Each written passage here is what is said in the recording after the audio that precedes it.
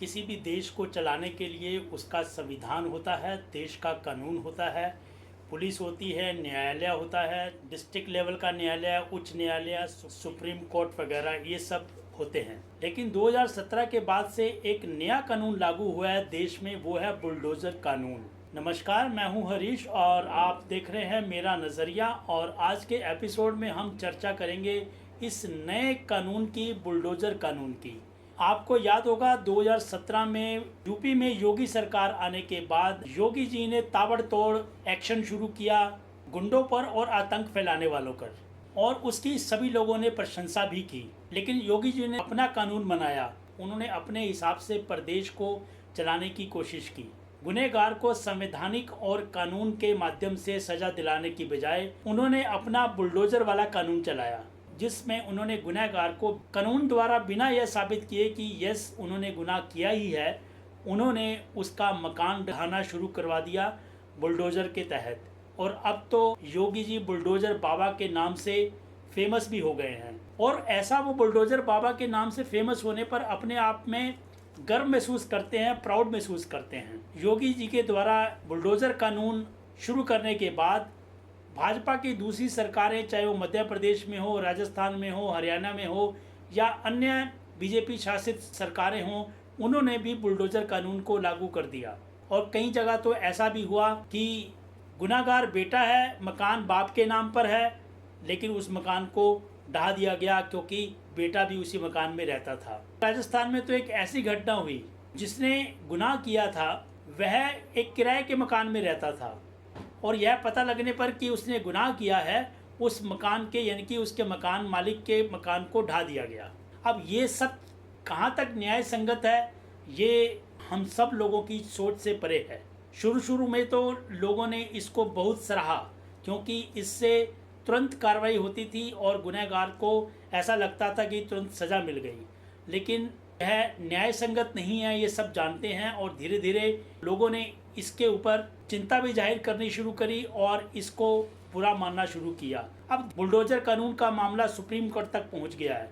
कुछ संस्थाओं ने, कुछ लोगों ने जो इससे अफेक्टेड थे, उन लोगों ने सुप्रीम कोर्ट में रिट लगाई हुई थी। अच्छा, ऐसा भी नहीं है कि बुलडोज़र कानून जो है सब जगह एक जैसा लागू हो रहा हो, या पूरी यूपी में भी सभी गुनाहों पर, सभी गुनहगारों पर समान रूप से लागू किया गया हो। कुछ ऐसे गुनहगार भी थे जो कि सत्ताधारी पार्टी यानी कि बीजेपी से संपर्क रखते थे, उनसे नज़दीकी रखते थे, उनके ऊपर यह कानून लागू नहीं हुआ।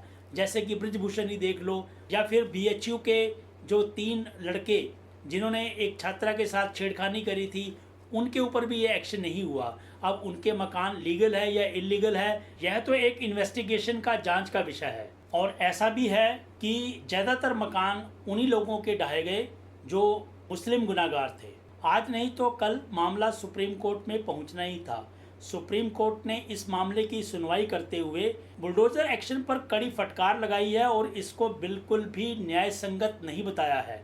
उन्होंने कहा है, गुनाहगार तो छोड़िए, अगर कोई कन्विक्टेड भी हो जाता है, यानी कि उसका गुनाह साबित भी हो जाता है, तब भी जो है उसका मकान नहीं गिराया जा सकता। हालांकि नगर निगम के अधिनियम में ऐसा है कि अगर कोई प्रॉपर्टी या कोई इमारत इलीगल बनी हुई है, नाजायज़ तरीके से बनी हुई है, तो उसको नोटिस दिया जाता है और नोटिस का जवाब मांगा जाता है, और जवाब मांगने पर अगर उसकी जवाब सही नहीं है तो फिर नगर निगम जो है अपने कानून के हिसाब से उसके ऊपर कार्रवाई कर सकता है। लेकिन ऐसे गुनाहगारों पर कार्रवाई करते हुए नगर निगम ने नोटिस तो दिया, लेकिन आज उसका गुनाह उसको पता चला और 1-2 दिन में ही उसका मकान यह कह करके गिरा दिया जाता था कि यह इलीगल है, और नोटिस के नाम पर बैक डेट पर नोटिस निकाल करके उसकी दीवार पर चस्पा दिया जाता था, ताकि यह जताया जा सके कि इसको नोटिस दिया गया था और पूरी कानूनी कार्रवाई का पालन किया गया है। लेकिन हर बार ऐसा नहीं भी हुआ और कई लोगों की ऐसी शिकायतें आई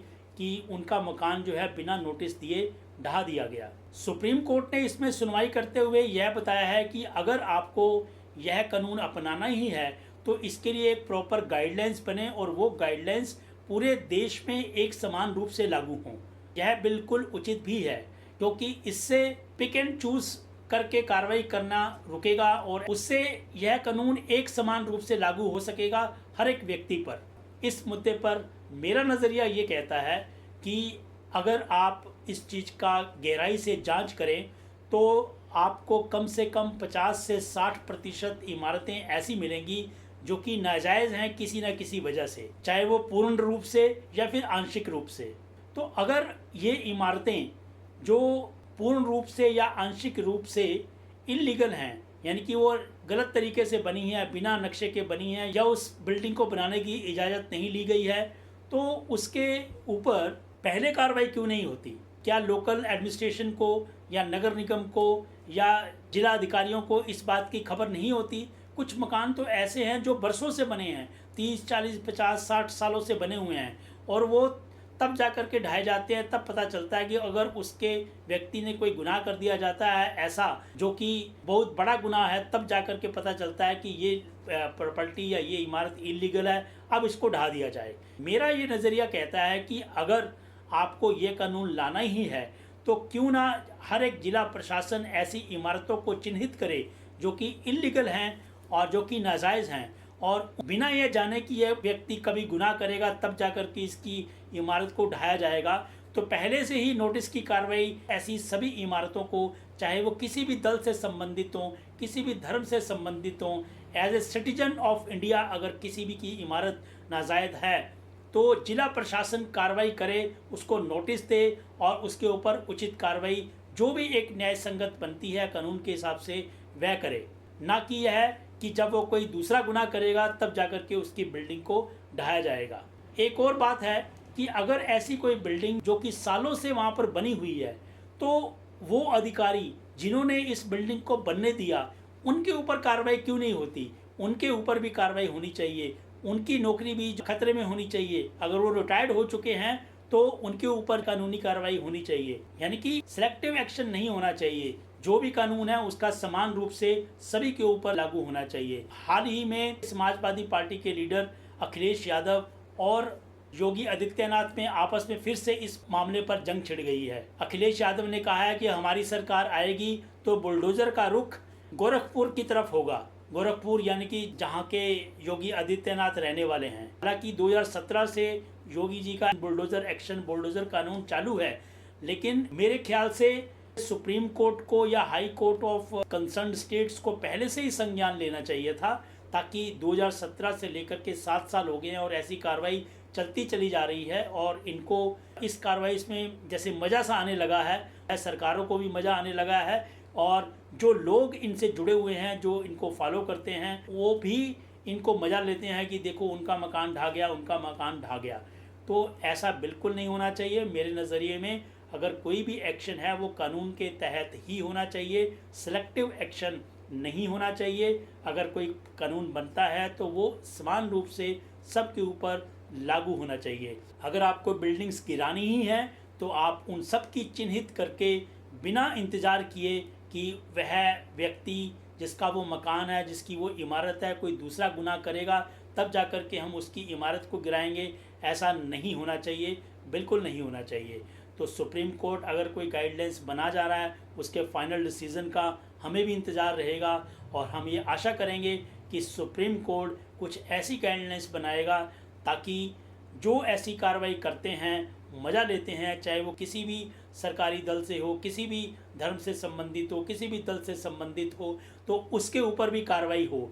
और ऐसी बिल्डिंग्स जिनकी इजाज़त दी जाती है, तो जिन अधिकारियों के तले यह बिल्डिंग बनी हुई हैं उनके ऊपर भी कार्रवाई हो, ऐसा मेरा मानना है। और ऐसी मेरी गुजारिश है सुप्रीम कोर्ट से भी गाइडलाइंस में यह भी शामिल किया जाना चाहिए। तो अगर आप मेरे इस नज़रिए से इत्तेफाक रखते हैं, अगर आपको लगता है कि मेरा नज़रिया आपके नज़रिए से मैच करता है, तो आप मेरे इस वीडियो को लाइक ज़रूर करें, और उन लोगों ने जिन लोगों ने मेरा चैनल सब्सक्राइब नहीं किया है तो सब्सक्राइब ज़रूर कर लें, क्योंकि आपसे जुड़े हुए ऐसे कई मुद्दे हैं जिनके ऊपर हम एक बेबाक राय रखेंगे और अपना नज़रिया रखेंगे। धन्यवाद।